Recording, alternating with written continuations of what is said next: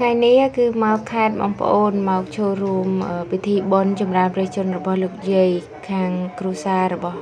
នាងខ្ញុំបងប្អូនចាឥឡូវនេះគឺថាចាស់ទុំកំពុងតែរៀបចំឲ្យកូនចៅនឹងរៀបចំសម្លៀកបំពាក់ដូចជាប្រដាប់ប្រដាសម្រាប់តុបតែងខ្លួនដើម្បីស្រង់ព្រះជូនអ្នកម្ដាយណាចាដើម្បីងូតទឹកអញ្ចឹងណាបងប្អូនហើយមុននឹងស្រោចទឹកងូតទឹកជូនអ្នកម្ដាយហ្នឹងក៏គេមានពិធីក្នុងការឲ្យកូនចៅហ្នឹងគឺ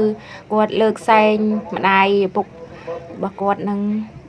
ចំនួន3ជុំអីអញ្ចឹងណាបងប្អូនចានេះពិធីរបស់គេអញ្ចឹងណាពិធីរបស់ខ្មែរយើងតាមពុទ្ធសាសនាអញ្ចឹងណាបងប្អូនចាពីតំបន់មួយទៅតំបន់មួយអាចថាយ៉ាងខុសគ្នាបន្តិចអញ្ចឹងណាបងប្អូនចាដោយសារតែតាមពិតទៅមានលោកយាយនិងលោកតាតែលោកតាគាត់ឈឺនៅមន្ទីរពេទ្យបងប្អូនគាត់បានអញ្ជើញមកចូលរួមទេអញ្ចឹងហើយបានតែឃើញតែលោកយាយកូនចៅសែងតែលោកយាយតែម្នាក់ឯងអញ្ចឹងណាបងប្អូនចាហើយបន្ទាប់ពីគេធ្វើ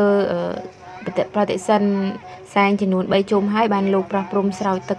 ជូនអញ្ចឹងណាហើយកំឡុងពេលហ្នឹងកូនចៅជួយងូតទឹកដុសក្អែលជូនអ្នកម្ដាយហើយសូមខមាទោសពីពួកគាត់ក្រែងលោកយើងមានកំហុសឆ្គងឆ្គងដោយពាក្យសម្ដីឬក៏កាយវិការណាមួយលើសលួសទៅលើអ្នកមានកូនអញ្ចឹងណាចា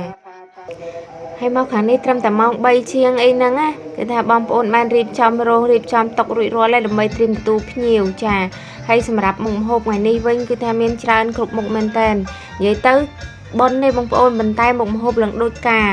ចានិយាយទៅប្លែកតែម្ដងសម្រាប់ខ្ញុំមកខាងនេះណាហើយសម្រាប់មុខម្ហូបនេះវិញគឺមានដូចជានំបញ្ចុកញ៉ាំជាមួយនៅស្លខ្មែរចាស្លការីមានគោដុតមានជ្រក់សណ្ដែក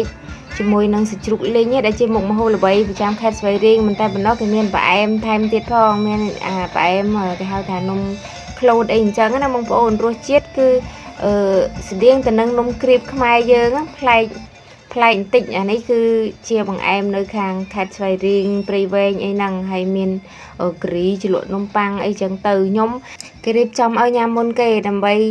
ញ៉ាំឲ្យហើយទៅងាយស្រួលក្នុងការទទួលភ្ញៀវហើយជួយបរើភ្ញៀវផងអញ្ចឹងណាបងប្អូនចាអានេះម៉ោង7អីហើយម៉ោង6កន្លះជិត7អីហើយក៏